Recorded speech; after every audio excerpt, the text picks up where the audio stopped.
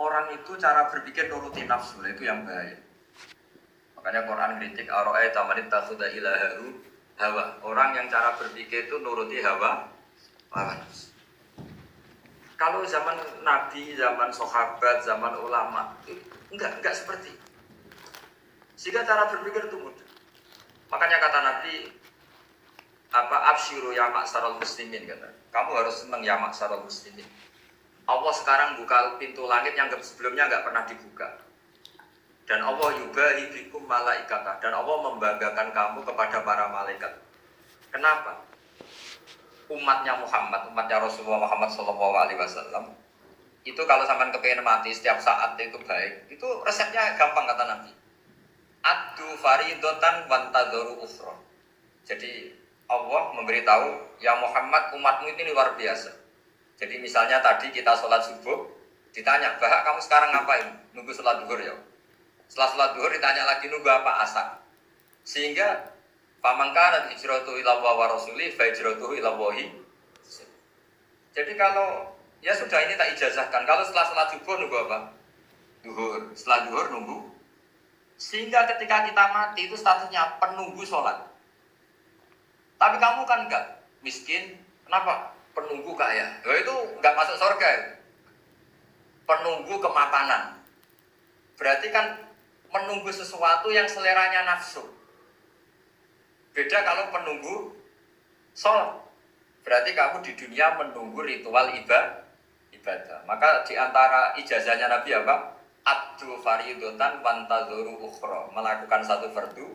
Kemudian kita menunggu tugas berikutnya. Jadi niati saja setelah subuh nunggu apa? Duhur. Setelah duhur, meskipun kita di perapatan, apa? Nunggu asar. Kan? Tapi ya asar betul, jangan nunggu tok pas asar. Jadi sebetulnya umat ini gampang sekali. Jadi di antara kebanggaan Allah, yubahi itu Allah bangga dengan malaikatnya adalah umat ini adalah addu faridotan wantadzoru ukhra, melakukan satu fardu kemudian menunggu fardu yang lain. Dari mengkhidmati kampus, ingin mengkhidmati masyarakat, dari satu masyarakat lokal Semarang menjadi sampai sekarang sampai Banjarmasin di Sula mau bikin kampus di sana terus gitu. Dari satu tugas ke tugas yang lain. Makanya Islam diajarkan setelah satu tugas selesai, faidah faruhtafan so. Jadi sehingga hidup kita itu dinamis. Dari satu kebaikan menunggu kebaikan lain, dari satu kebaikan menunggu. Sehingga hidup kita ngapain? Nunggu satu kebaikan. Ini sudah masuk faman kana hijratuhu ila Allah wa rasulih, fa hijratuhu ila Allah wa rasulih. Sehingga bayangkan kalau kita direkam Allah, Gusti kula ampun mati nak dereng sugih. Wis melarat puluhan tahun, sakit, nunggu sesuatu sing sifatnya nafsu, kepengin sugih. Sugih tok ya cukup. Tahu burang ngomong sing tahu ngenyekne lho, itu kan urung-urung wis dendam. Saya belum mau mati sebelum kaya dan burukan orang yang pernah melecehkan saya. Wis ngono akhirnya mati urung sugih. Berarti wis fakir matine hasud. Mau itu ngenes dunia akhirat kan kira-kira seperti itu. Kamu santai aja kalau fakir berarti meringankan hisab karena ada banyak harta. Yang mau dihisab papanya udah punya papa. Jadi saya mohon sekali ya, Islam itu mengawal kebahagiaan. Sebab itu sampai bahagia itu menjadi perintah Islam, kul bi fadlillah wa bi rahmati fa bidzalika falyafrahu. Karena dengan bahagia bi taat diharapkan orang Islam itu tidak bahagia atau cari kesenangan lewat jalur mas. Sehingga ciri utama wali apa? Ala inna awliya Allahi la khaufun alaihim wa lahum yahzanun. Sehingga ulama dulu itu rileks. Termasuk yang saya ceritakan tadi, Imam Ahmad, Imam Syafi'i, itu melihat apa saja rileks. Ya tadi kalau disenangi orang ya barokah, punya kawan kebaikan. Nak dineng ya barokah dineng di gedingi tonggo rada uta, raja tulo gitu. Jadi rileks saja. Masyhur itu Imam Syafi'i ngendikan, waman asaa ilaika faqat atlakoka. Orang yang berbuat buruk sama kamu, hakikatnya adalah membebaskan kamu. Atlako itu apa? Membebaskan. Enak gak jadi hidup gitu? Kalau kamu kan enggak, kok gedeng aku salahku apa? Malah kamu ujub tuh, orang kok gak tahu salahnya. Kamu jadi suami, istrinya ngomel, kurang apa saya sebagai suami? Ya kurang banyak, enggak ganteng, enggak kaya, enggak ini. Malah kalau diterangkan malah parah toh.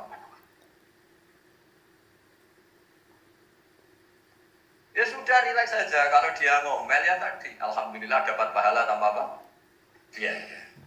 Terus ngomel kan butuh energi, paling yang tidak kuat 3 jam. Nanti juga berhenti apa? Terus ambil nilai positifnya, misalnya ngomel sama suaminya, bagus lah. Kalau ngomel sama tetangga malah kayak apa gitu aja udah. Jadi ulama dulu itu gampang sekali melihat hidup. Rasulullah ya gitu, melihat hidup tuh gampang saja. Ketika tanya, ya Aisyah apa ada sarapan? Tidak ada ya Rasulullah, ya sudah saya tak puasa. Jadi enteng saja.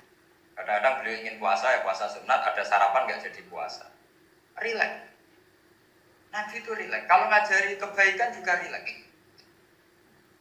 Nah sekarang itu banyak orang yang karena mungkin kurang baca, Islam itu kayak jadi aturan yang bengis, yang repot, yang mengekang. Itu tidak seperti itu. Yuridu wa bikumul yusra wala yuridu bikumul usra. Allah menghendaki agama ini mudah. Sehingga ada sahabat di Imami Mu'ad itu baca Baqarah. Sahabat ini pekerja petani, mufarokoh ditinggal. Ketika Mu'ad lapor, ya Rasulullah ini ada orang munafik, tengah-tengah sholat mufarokoh saya ditinggal. Yang disalahin itu tidak yang tinggal tapi Mu'ad. Afattanun anta ya Mu'ad, kami ini tukang fitnah. Masa ngimami petani pakai surat Baqarah? Jadi yang disalahkan ini imamnya. Kalau kamu jadi imam, sholatnya ya yang cepat. Makanya terus banyak orang kecepatan dengan mata gitu. Jadi Nabi itu enteng sekali. Jadi apa ya, Nabi itu beda dengan yang kita bayangkan beda. Nabi pernah ngaji di masjid, kemudian ada tetangga lewat pakai cangkul, semua sahabat gerunduk. Ini orang tidak benar, ada Nabi ngaji, ditinggal saja ke kebun, tidak ikut ngaji. Jawabannya Nabi tidak, itu bagus, itu ikut sunnah saya. Kenapa ya Rasulullah? Dia kerjanya nyari halal. Dan untuk menghidupi keluarganya itu juga ajaran saya. Sehingga yang ngaji ya ajarannya Nabi, yang nggak ngaji karena kerja mencukupi keluarga juga ajarannya Nabi. Segampang. Kalau kayaknya kamu kan, suka roh akhlak kan gitu. Nabi rileks saja negatif. Sampai bisa lihat itu di bab Fadhailul Kasbi. Makanya ini penting sekali supaya orang itu berpikir Islam atau mendakwakan Islam berdasar sanad ya yang muttasil yang pernah dilakukan Rasulullah SAW. Sesuatu yang dilarang Allah itu pasti madhar. Maka untuk melarang seseorang bergantung sama narkoba misalnya atau hal-hal yang bahaya pada fisik, itu satu tentu bagi ahli Allah, tentu karena takut Allah. Tapi banyak masyarakat yang memang benar-benar bisa meninggalkan narkoba karena efek buruknya ganja. Bahwa itu mengakibatkan sakau, mengakibatkan tidak sadarkan diri, mengakibatkan kebangkrutan ekonomi, macam-macam. Sehingga mereka benar-benar benci sama yang namanya narkoba. Jadi di antara manhajul Quran, itu kalau mentakbih, memburuk-burukkan maksiat itu, mesti dikritik innahu kana fahisha, innahu kana fahisata wa makta wa sa'a sabila, innahu kana fahisata wa sa'a sabila. Diulang beberapa kali. Sehingga dibutuhkan kecakapan untuk menganggap satu hal yang buruk itu fahsyah, sesuatu yang enggak rasional, sesuatu yang tidak positif, sesuatu yang pasti berdampak negatif. Sehingga kalau misalnya tadi dibacakan oleh Qori, kuntum khaira ummatin ukhrijat linnasi ta'muruna bil ma'ruf wa tanhauna 'anil munkar. Untuk berhenti dari kemungkaran itu satu takbihun litil kal mungkar atau litil kal mungkarat, bahwa mungkarat itu kita cap, kita stigmasi bahwa itu buruk sekali. Seperti Nabi mengajarkan pemuda tadi, masa kamu suka ibu kamu digitukin lelaki lain, putri kamu, bule kamu, bude kamu, sehingga orang ini pikirannya termindset betapa buruknya zina. Sama seperti kita sukses memindset betapa buruknya narkoba, betapa buruknya bahan-bahan terlarang. Begitu juga seterusnya, terus pengkhianat dan sebagainya. Tapi problem manusia adalah dia itu akan mencari kebahagiaan atau kesenangan sesaat. Maka caranya gimana? Keinginan senang lewat maksiat ini dilawan dengan nyaman dengan taat. Kita ulang lagi, nyaman dengan taat. Sehingga ulama dulu punya kalimatul munajat, artinya kalimat hubungan pribadi sama Allah. yang menjadikan orang itu nyaman. Dan ini yang diajarkan kitab-kitab tasawuf. Kitab tasawuf itu sukses mengajarkan melihat alam raya ini semuanya nyaman, termasuk yang mengecewakan. Itu dianggap nyaman. Saya berkali-kali mengajarkan ilmu ini karena ini musalsal ila Rasulillah SAW. Itu pernah suatu saat Imam Ahmad itu dipanggil sama tetangganya, anak muda. Tentu Imam Ahmad ini orang yang sangat soleh, sangat waroi, sangat tunduk sama perintahnya Allah dan Rasul. Pemuda tadi manggil, ya Ahmad, datang ke rumah saya. Imam Ahmad datang. Setelah sampai ke pemuda tadi, sudah pulang lagi, saya tidak butuh kamu. Pulang lagi. Setelah sampai rumah dipanggil lagi, ya Ahmad, datang lagi. Datang lagi. Oh, saya tidak jadi butuh, pulang lagi. Sampai 3 kali. Dan itu perangai ekspresi Imam Ahmad itu atau ulama lain yang sesoleh beliau itu nyaman, indah. Beliau tetap senyum-senyum, nyaman. Beliau tidak tersinggung, tidak terprovokasi, pokoknya tidak tersinggung, kelihatan nyaman. Lama-lama pemuda ini terus tanya, ya Ahmad, kamu saya perlakukan seperti ini kok tidak tersinggung? Kamu senyum-senyum saja, happy-happy saja. Jawabnya Imam Ahmad itu unik. Wahai pemuda, saya kamu panggil itu senang sekali. Karena kata Nabi, kalau kamu iman dengan Allah dan Rasul, maka hormatilah tetangga. Jadi saya senang. Karena nuruti perintah Allah untuk menghormati tetangga. Jadi tidak ada urusannya dengan kamu. Kagetnya kayak apa? Jadi dipanggil tetangga ya senang karena melakukan perintahnya Allah dan Rasul, yaitu ikramul jar, fal yukrim jarah. Disuruh pulang, kamu ingin saya pulang, ya saya pulang. Disuruh datang, ya saya datang. Jadi saya tidak tersinggung, saya tidak ada urusan dengan kamu. Urusan saya dengan Allah Subhanahu wa Ta'ala. Itu kalau bapak-bapak istrinya ngomel terus sabar itu ya bagus. Saya tidak punya urusan. Kalau kamu terprovokasi oleh istri, berarti kamu didikte oleh makhluk. Masa seorang rektor didikte makhluk? Kan tidak keren. Apalagi seorang habib didikte makhluk, kan gak keren. Yang bisa mendikte kita hanya Allah Subhanahu wa Ta'ala. Dan Allah mendikte kita, mengajarkan kita wa asyiruhunna bil ma'ruf fa in karihtunna fa asa an takrahu shay'an wa yas'alallahu fi khairan. Jadi cara melihat istri kita bawel itu atau cerewet, alhamdulillah ini ada pahala tanpa modal, cukup sabar. Kalau istri kamu sedang mesra, malah mintanya ke mall, malah biayanya tinggi. Murah mana dapat pahala dimarahin sama saat mesra minta ke mall? Milih yang pertama kan? Nah ya itu tidak usah modal ya. Ya gitu aja. Jadi kalau istri sedang marah bawel, anggap saja ini rezeki. Dapat pahala tanpa apa? Biaya. Nah, kalau pas rukun malah nantang ke mall, biayanya malah tinggi. Jadi ulama dulu itu melihat dunia itu happy. Pernah Imam Syafi'i dikasih tahu, orang yang tadi nyium tangan kamu ya, itu di luar menghujat Anda. Jadi dia sopan hanya di depan Anda, kalau di luar menghujat Anda. Jawabnya Imam Syafi'i, ya baguslah. Yang cerita ini kaget, kenapa bagus ya Abu Abdillah? Kalau manggil Imam Syafi'i ya Abu Abdillah. Ya berarti saya masih wibawa, di depan saya ada berani katanya. Jadi dipandang enteng saja. Jadi kalau kamu di depan kamu, istri kamu tidak berani belanja, tidak ada kamu belanja banyak, anggap saja Anda wibawa. Jadi enteng saja. Pernah Imam Syafi'i dikasih tahu, separuh dari kampung Anda itu nggak suka kamu. Ya bagus lah, kenapa? Oh nak rukun malah bakal utang katanya gitu. Kira-kira yang utang itu yang rukun apa yang nenengan? Yang rukun. Jadi enteng saja. Masyhur itu makalah Imam Syafi'i. Waman asa'a ilaika faqad atlaqaka. Orang yang berbuat buruk sama kamu berarti membebaskan kamu. Kalau saya sedang nenengan sama Habib Hasan Toha Putra, beliau naik Alphard nggak nawarin saya sah karena baru nenengan. Tapi kalau sedang rukun malah harus repot mana? Rukun sama tidak rukun? Repot rukun sebetulnya. Jadi Imam Syafi'i itu happy saja. Kalau sedang rukun sama tetangga ya dianggap rukun itu satu kenikmatan. Sedang tidak rukun ya dianggap satu kenikmatan.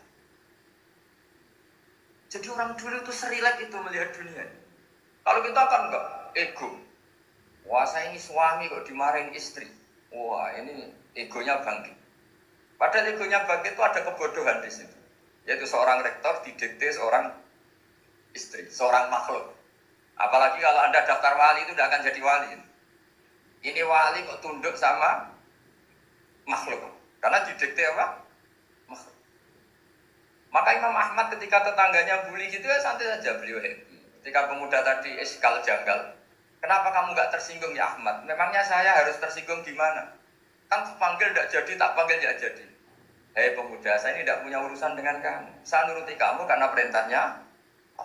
Saya senang melakukan perintah Allah harus berbaik sama kamu. Sampai 3 kali. Ajarkan Muhammad atau katakan Muhammad pada umatmu, sebaiknya atau seharusnya mereka hanya gembira dengan melihat fadlnya Allah dan rahmatnya Allah. Ini harus kita pahami mulai dari konstruksi yang paling pokok, yaitu akidah. Ahwal itu satu perilaku sosial. 3 mutamimat, sesuatu yang tidak pokok tapi kita butuhkan dalam mengawal hidup ini. Saya beri contoh, itu sama kayak maksiat, itu karena cari kesenangan.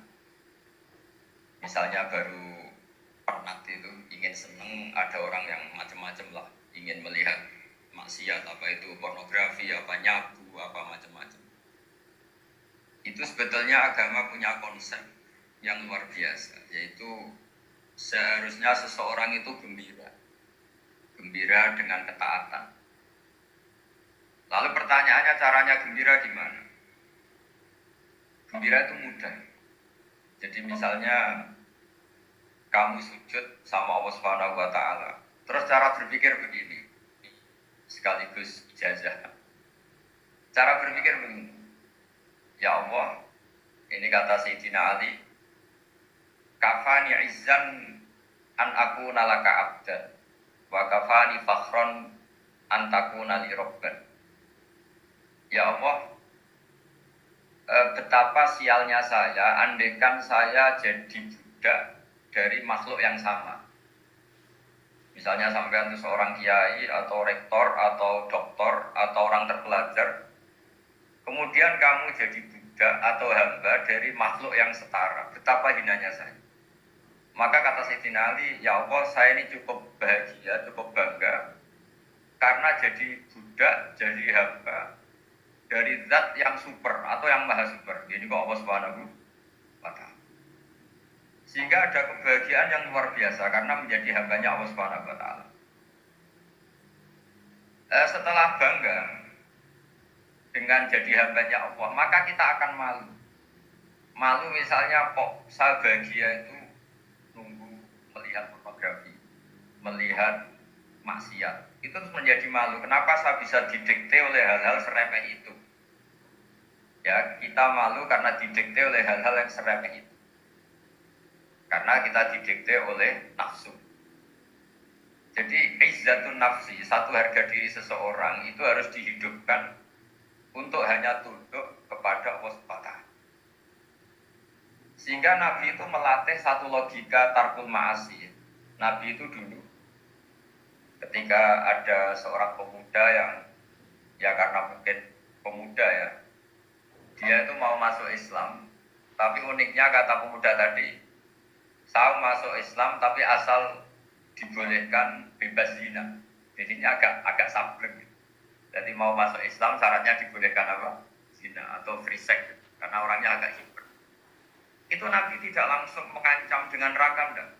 Ketika mau pamit gitu semua sahabat melarang. Mah itu jangan, kamu jangan suan Nabi, itu permintaan yang enggak masuk akal. Setelah lama ditahan terjadi kegaduhan di masjid, Nabi dengar itu ada apa itu? Itu ada pemuda yang mau masuk Islam tapi yasta'dzinuru fi zina. Tapi mereka minta izin Nabi untuk tetap boleh zina. Kata Nabi, pemuda itu suruh masuk, suruh menghadap saya. Ketika menghadap Nabi, saya ulang lagi, ketika menghadap Nabi, Nabi mengajarinya itu luar biasa. Nabi tidak langsung mengancam dengan neraka atau dengan azab surga. Tapi kata Nabi, atuhibbuhu li ummik. Kamu suka kalau ibu kamu itu jadi demenannya orang banyak. Oh enggak ya Nabi, Yang demen ibu saya tak bacok kan. Karena ini agak preman, di mana-mana orang nakal agak preman. Atau hibbuhu li bintik, kamu suka kalau putri kamu ya digitukan orang-orang. Oh ya enggak Nabi, yang gitukan putri saya tak bacok. Atau hibbuhu li kholatik, kamu suka kalau bule kamu digitukan. Atau hibbuhu li ammatik, kamu suka kalau saudara bapak kamu digitukan. Nabi itu mengeset ya. Kalau sekarang itu di otak mungkin. Nabi itu meluruskan otaknya anak muda itu. Betapa buruknya zina. Kalau bahasa Arab ditakbih. Betapa buruknya zina. Kamu suka kalau korbannya ibu kamu, putri kamu, bude kamu, bule kamu. Sehingga orang itu matur ya hasbuka ya Rasulullah, ini sudah cukup. Saya tidak pernah melihat sesuatu seburuk zina. Jadi fa'al qawwa fi qalbihi bughda zina. Kemudian Allah meletakkan di hatinya, menanamkan benci zina. Sehingga akhirnya pemuda tadi menjadi iffah, menjadi menghindari zina. Artinya begini ya, ini mungkin yang lolos dari para kita sebagai dai, kita tidak belajar banyak tarbiyahnya Rasulullah Shallallahu Alaihi Wasallam. Jadi kalau kita benci maksiat, itu jangan hanya ditakdir, ditakutkan neraka itu enggak. Jangan hanya itu, tapi di logika. Jadi kalau kita menghindari maksiat, itu selain karena takut adab, itu ada logika, ada rangkaian pikiran yang menjadikan kita anti satu perbuatan apa maksiat. Misalnya gini ya, kira-kira ginilah kalau contoh gampang ya. Ada orang gitu ya, nyanyi dengan pakaian yang mungkin pornografi. Mungkin pemuda-pemuda ingin melihat itu, tapi bisa dibalik gini. Oh enak dekne mergawe kok tak bayar, ya aku kehilangan duit. Meskipun dengan logika yang agak serampangan, yang penting menjadi kita ini punya harga diri untuk tidak tergantung hal-hal seperti itu. Sehingga Nabi itu cara menggambarkan tadi mulai atuhibbuhu likum, kalau ibu kamu jadi demenannya orang lain. Pemuda tadi bilang yang demen ibu saya mau saya bunuh. Tambah lagi atuhibbuhu li bintik. Bagaimana kalau korbannya putri kamu, bule kamu, bude kamu. Sehingga terus si pemuda tadi betapa buruknya zina, betapa murahnya zina. Akhirnya pemuda tadi al-qawwa fi qalbi bughda zina. Terus kemudian pemuda tadi itu sangat membenci dengan apa? Berzina. Nah, pikiran-pikiran seperti ini harus kita tanamkan. Harus kita tanamkan supaya orang itu benci melakukan maksiat. Karena satu memang takut suhtullah, takut dibenci Allah atau dibenci Allah. Dua, memang logika kita mengarahkan tidak maksiat. Saya beri contoh ya, betapa pentingnya mindset ya, cara berpikir. Orang itu menjadi kikir itu karena nganggap hidup itu lama dan uang itu penting. Kalau zaman Nabi itu sederhana kalau melihat hidup. Pernah suatu saat Nabi itu punya jatah makan, karena Nabi itu hidupnya juga pas-pas. Jadi Nabi itu unik. Beliau di satu sisi kaya raya, bisa merumah Abu Hurairah, Ammar, Suhaib. Ashabu Sufa itu dirawat Nabi semua. Itu kan kaya, bisa merawat sekian orang. Tapi di sisi yang lain untuk pribadinya beliau miskin. Kadang nggak bisa makan hari itu. Tapi di saat yang sama bisa merawat Ahlus Sufa. Jadi keliru kalau orang hanya cerita Nabi itu miskin, untuk makan dirinya aja susah. Itu keliru. Kelirunya kalau tidak diteruskan, tapi Nabi mampu menghidupi Ahlus Sufa. Singkat cerita, jatah makannya Nabi itu dikasihkan orang ketika Nabi ditanya, ya Aisyah, makanan jatah saya di mana? Oh ya Rasulullah, tadi ada orang minta tak kasihkan, maka makanan itu habis. Apa kata Nabi? Kamu salah Aisyah. Yang kamu kasihkan itu justru yang masih. Ya yang kamu kasihkan itu justru yang masih. Sehingga Nabi menganggap, makanya Nabi terus ngendikan. Ya kalau mukhatabnya lelaki ya kira-kira begini. Wahal laka min malika illa ma akalta fa'afnaita walabista fa'ablaita. Terus aja wa tasaddaqta fa'abqaita. Harta kamu ya kamu makan kemudian ke WC jadi kotoran, atau punya pakaian mewah nanti rusak. Wa tasaddaqta fa'abqaita. Ada yang kamu sedekahkan, yaitu yang abadi sampai akhir. Sehingga banyak pengusaha yang mencintai saya setelah tak ajari hadis itu. Misalnya punya uang 1 miliar karena dia spekulan atau pedagang rawan bangkrut, disedekahkan ke masjid 50 juta, yaitu yang abadi. Jadi kalau suatu saat bangkrut, dia masih punya uang 50 juta di akhirat. Jadi Nabi itu mengajari sedekah itu apa? Ya sedekah itu pengabadian uang. Kalau kita kan enggak, bilang sedekah itu nguras uang. Itu pikirannya setan, dan pikirannya orang Islam. Itu cara berpikir setan, bukan cara berpikir umat apa?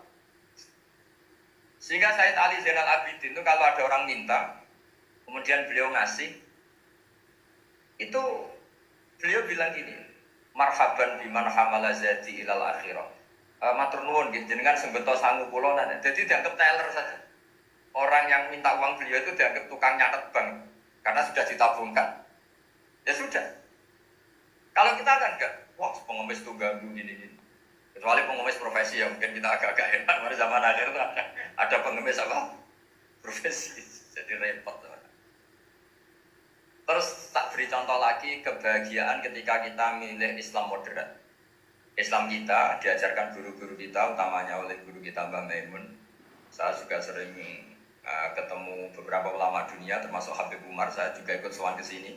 Pas beliau sama Habib ini Hasan Toha Putra di sini sama orang-orang moderat itu cara berpikir juga luar biasa indah. Beliau pernah cerita ya, beberapa ulama banyak yang cerita itu. Saya pernah diceritani seorang alim ketika ada orang ekstremis itu mau ngebom di tempat maksiat. Kebetulan yang maksiat itu kebanyakan ya orang Islam, karena di negara yang mayoritas Islam. Ditanya sama Syekh Sa'rawi. Syekh Sa'rawi itu mufasir top di mana? Mesir. Ini mau tak habisin karena mereka orang Islam kok maksiat terus.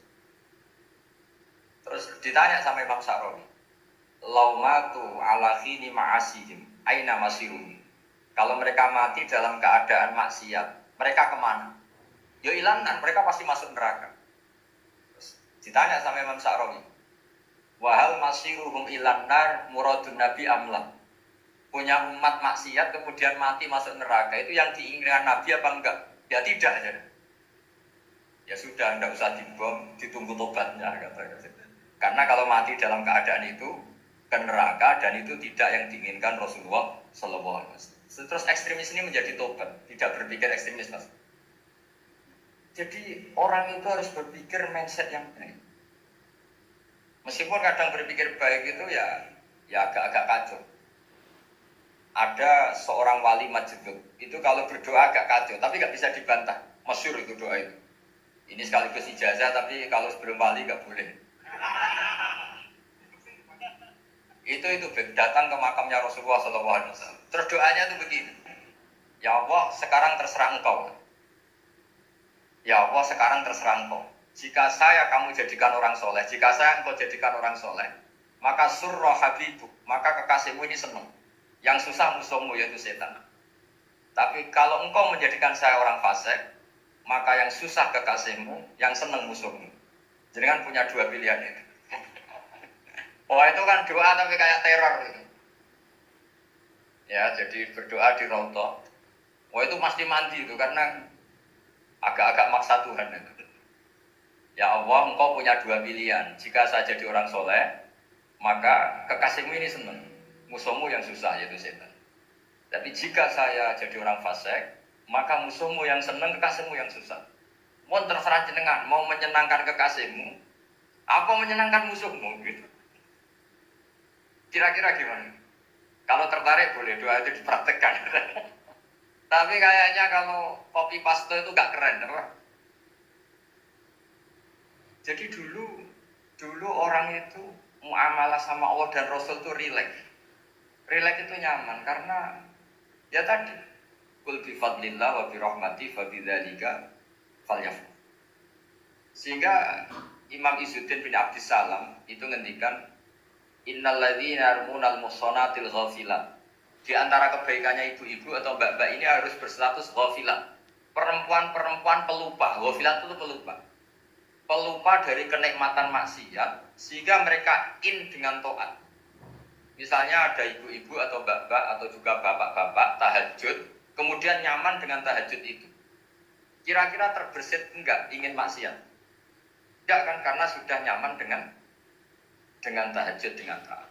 Maka dibutuhkan kenyamanan dalam beribadah. Sebab itu Ala bidzikrillah tatmainnul qulub.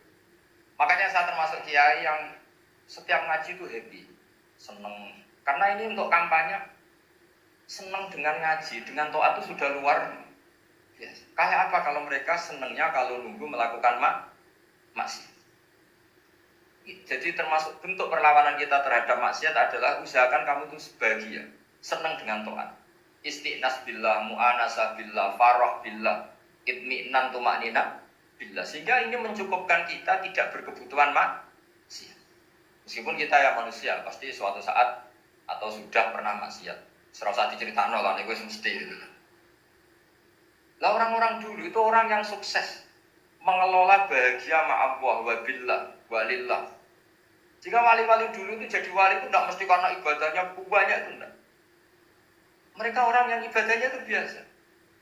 Biasa-biasa sekali. Ulama-ulama dulu ibadahnya biasa sekali.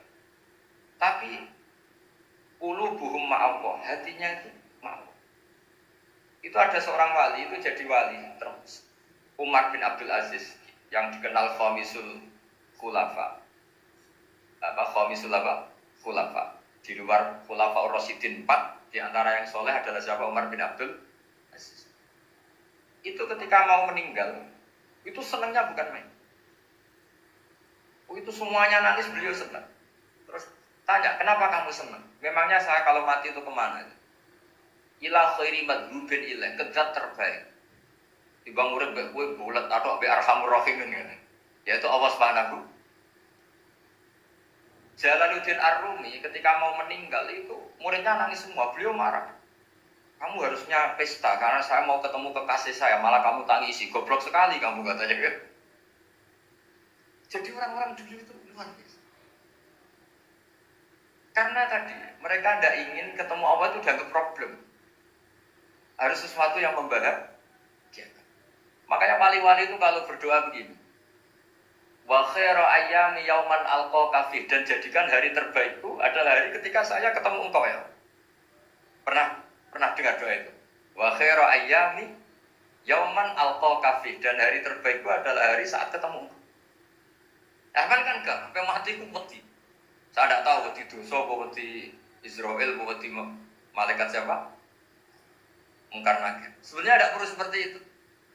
Karena cara pandang Nabi itu ini bisa dipraktekkan. Kalau kamu orang baik, mati artinya apa? Ya baik. Karena husnul mati. Kalau kamu orang yang buruk, itu kata Nabi, anggap saja mati itu akhir dari keburukan kamu. Nah, itu urip terus, malah maksiat terus. Maka Nabi itu kalau ngajari kita berdoa gini, Allah maj'alil hayata ziyadatan li fi kulli khairin wal mauta rohatan li min kulli syarri. Ya Allah, kalau saya hidup, ya anggap saja ziyadah fi kulli khairin, berpotensi nambahi kebaikan. Kalau saya mati, anggap saja ini akhir dari segala keburukan. Maka saya berkali-kali punya tradisi ulama-ulama NU, ulama-ulama pesantren, ya ada hanya NU, pokoknya ulama-ulama alim. Itu kalau ada orang mati, orang nakal gitu mati, ini saya gitu. Itu hadirin mesti gak terima. Wah, piye nanti wong bakal. Tapi dipaksa sama kiainya, saya gitu. Lama-lama dipaksa. Saya gitu. Padahal ning atine kiai wis ra iso maksiat meneh, wis saya gitu. Karena dengan mati berarti saya sudah tidak bisa maksiat. Jadi Nabi melihat hidup dan mati itu segampang itu. Kalau al-hayata ziyadatan li fi kulli khairin wal mauta rohatan li min kulli syarr. Coba kita ke depan itu kan ada potensi zina, potensi korupsi, potensi maksiat. Yang bisa menghentikan potensi itu apa coba? Mati, udah pintar ya. Sudah maju, berani mati. Berani. Tapi jangan di sini kalau panitia. Artinya yang selama ini kita risau dengan kematian, dengan apa? Nabi ngajari kita tadi. Allah mas'alil hayata ziyadatan li fi kulli khairin wal mauta rohatan li min kulli syarr. Ya Allah, jadikan hidup ini sebagai bekal menambah kebaikan, dan suatu saat kalau saya mati, semoga itu akhir dari segala keburukan. Jadi artinya Nabi itu ngajari kita itu positif terus. Sama seperti ulamanya tadi. Nak lagi rukun mbek tonggo ya sanggep ae kanca keapian. Nak nenengan ben ra utang tenan. Dadi pokoke Pokoknya penak terus itu. Nak bojo lagi ngamuk, alhamdulillah gak ngajak belanja. Napas rukun ya alhamdulillah kalau lagi rukun. Jadi gampang semua. Makanya ada seorang alim itu ngendikan begini, ada yang tanya. Saya tuh dulu ketika kaya, teman saya sering main ke saya. Setelah saya miskin gak ada teman-teman yang ke saya. Dikira si Habib ini kebetulan orangnya Habib itu mendukung keluhan dia. Ternyata enggak. Si orang alim itu bilang gini, malah bagus tuh gitu. Kowe wis melarat buruhe wong. Ya sudah kamu miskin buruhnya orang lain. Misalnya tukang manol di pasar atau tukang becak. Kemudian teman-teman kamu datang, malah kamu malu tuh jadi tontonan. Bagus kalau mereka lupa, pas kamu miskin enggak ada yang lihat katanya. Jadi apa ya, dianggap enteng saja gitu. Akhirnya orang ini nggak jadi ngeluh. Selama ini kan kita ngeluh ya, ketika miskin teman-teman nggak datang. Coba kalau mereka datang pas kamu buruh bikin botol di orang lain, mantan bos buruh, malu gak? Milih datang pada? Nah, sudah bener itu. Jadi ulama dulu itu makanya sering baca biar tahu solusi hidup. Jadi ulama dulu itu gampang sekali melihat kehidupan itu, gampang sekali, indah, gampang. Kebahagiaan ini pula yang harus kita latih dalam melakukan ketaatan. Tapi memang obsesi saya terbesar atau cita-cita saya terbesar memang setiap ngaji saya ingin orang mukmin semuanya itu bahagia. Dengan bahagia itu mereka tidak neko-neko ingin mencari kebahagiaan lewat jalur apa mas. Sehingga dalam konstitusi ulama yang ditulis di kitab-kitab usul fikih, dan itu kitab yang saya kaji, selalu saya kaji, itu membela-bela sesuatu yang mubah itu sampai luar biasa. Karena melihat mubah itu, misalnya Anda tidur itu berstatus mubah, Anda bermain catur berstatus mubah, Anda rileks sama teman jagungan semalam dengan teman rektor atau dosen atau yayasan, itu melihatnya bukan mubah tapi tarkul maksiyah. Misalnya saya semalaman asik Musamarah itu jagungan malam sama Habib Tuhal Munawar. Itu awang ngitungnya bukan, wah ini jagungan kalau tidur tidak penting tuh enggak. Malam itu bahak tidak ke dugem, tidak ke tempat maksiat. Sehingga ada ulama yang mengatakan mubah itu enggak ada. Saya ulang lagi, mubah itu enggak ada. Kan umumnya ulama bagikan wajib, ya kan, haram gitu. Terus diantaranya mubah, sunat, makruh. Ada ulama yang mengatakan mubah itu tidak ada. Kenapa? Logikanya begini, ithma min mubahin illa wa yatahaqqaqu bihi tarku haramimma. Karena tidak ada mubah yang Anda lakukan kecuali saat itu pasti ditinggalkannya sebuah keharaman. Misalnya Anda sedang jagungan sama istri di luar, di rumah, asik di rumah semalaman. Mungkin bahas hal-hal yang ringan. Mungkin melihat sinetron atau apa lain yang ringan. Tapi di situ terjadi Anda meninggalkan ke tempat-tempat maksiat. Sekarang meninggal maksiat itu wajib apa mubah? Wajib. Padahal Anda sedang melakukanmu. Nah, itu dicatat oleh Allah itu tarkul haram, meninggalkan keharam. Sehingga masyhur dalam cerita wali-wali itu, Abu Yazid yang seperti itu ibadahnya pernah tanya, ya Allah, lalu yang makomnya orang seperti saya siapa? Karena beliau semalaman ibadah terus. Sama Allah dijawab, ya yang tidur di pinggir kamu itu. Abu Yazid, lu kok bisa ya Allah? Dia kan tidur terus. Ya kan dia tidur berarti meninggalkan keharaman. Ngomong sing potongan tukang maksiat, itu apik turu apik melek kira-kira. Apik turu. Timbang sama nak melek pola wis turu ae kira-kira. Jadi gak usah dipaksa tahajud, dipaksa qiyamul lail itu. Iya kalau qiyamul lail. Kalau dapat informasi, kesini ikut saya, terus katut kan repot. Jadi perlawanan terhadap maksiat itu sebetulnya gampang dalam Islam, karena tadi nggak ada sesuatu yang mubah kecuali saat dilakukan berakibat meninggalkan keharaman. Mudah sekali. Jika banyak orang jadi wali itu karena melakukan mubah. Itu ada orang jadi wali itu karena sering makan. Ya makan biasa. Karena ketika makan, ya Allah, betapa doifnya saya. Katanya saya presiden, katanya saya rektor, saya kiai. Ternyata kalau nggak makan tuh lemes. Apa hebatnya makhluk yang bergantung makhluk yang lain, yaitu makanan. Nah karena seperti itu terus dia al-laja'illallah, terus dia sungkeman ning Allah. Betapa lemahnya saya. Sebab itu ketika Quran mengkritik dengan tanda kutip kemungkinan Tuhannya Isa bin Maryam, itu ngeritiknya sederhana Quran ini. Mal masih ibnu Maryam illa rasul qad khalas min qablihi rusul wa ummuhu siddiqah kana yaqulanit to'am. Isa itu tidak Tuhan, wong dia makan. Kamu kebayang nggak misalnya punya Tuhan, oh tadi Tuhan mampir ke rumah saya, dia lemes. Setelah tak kasih makan sehat lagi, gitu. Itu kan nggak kebayang. Tapi Tuhan marung di rumah saya, lemes tak gratisin, kayaknya tidak punya uang gitu.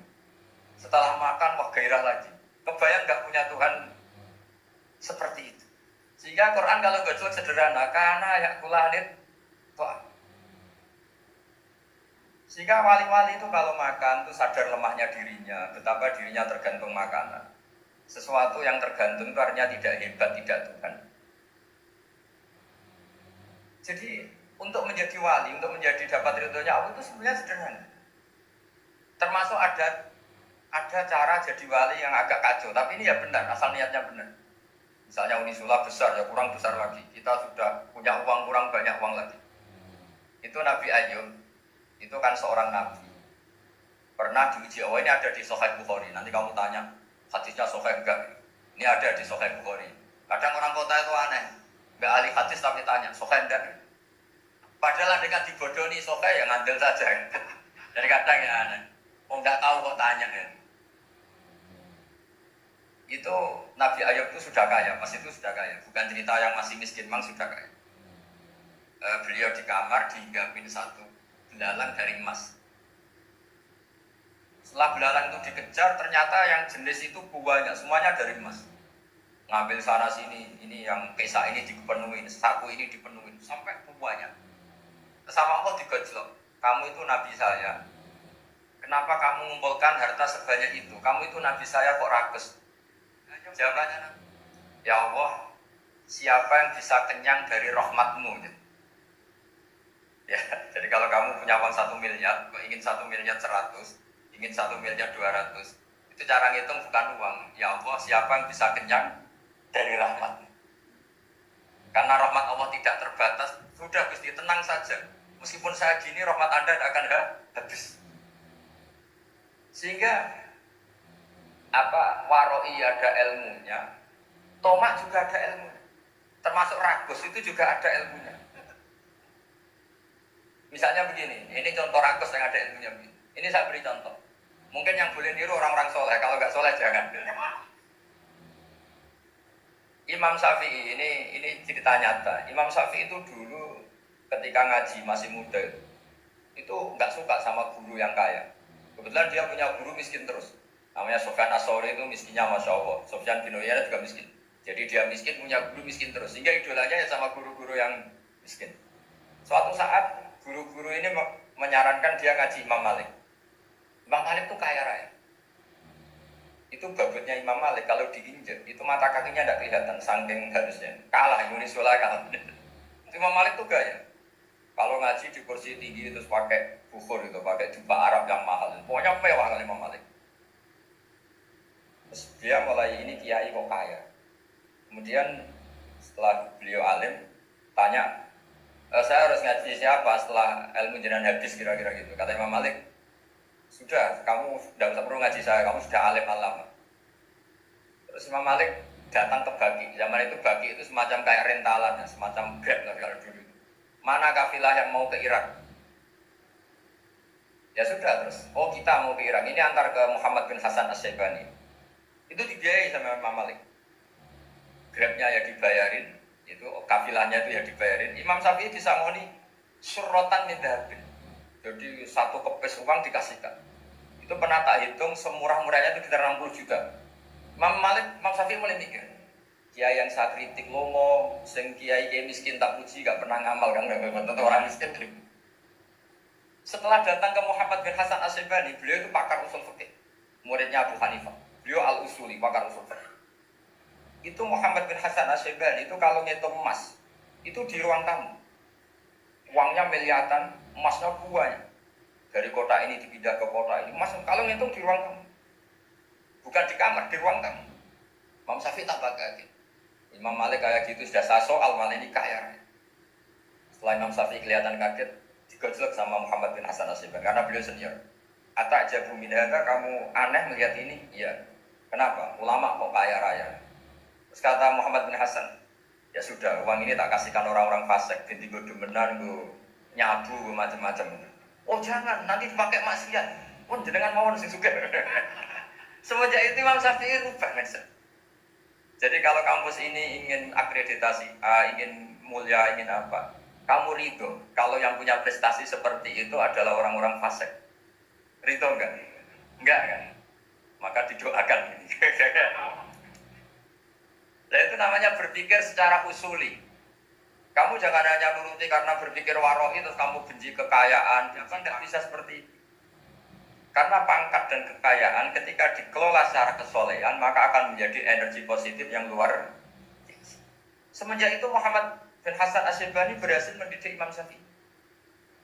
Sampai akhirnya keterusan Imam Syafi'i berpendapat kalau orang Islam bisa bikin rumah tingkat kok punya rumah reok itu haram.